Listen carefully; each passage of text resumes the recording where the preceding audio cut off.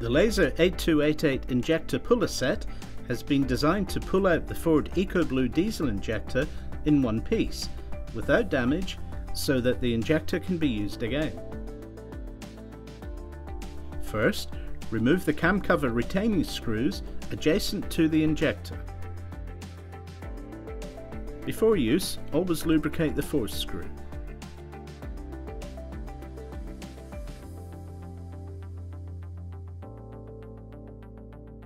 Now assemble the puller components around the injector.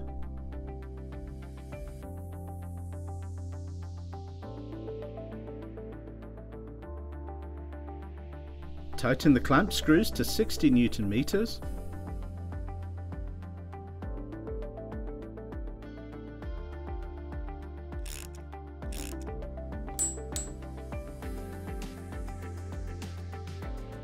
Assemble the puller top plate and support legs as shown. Then place over the injector and force screw. Hold the force screw steady while you gradually tighten the main force screw nut. If the injector is particularly stiff, then use a socket and torque wrench set to a maximum of 250 Newton meters. Any further torque will damage the injector.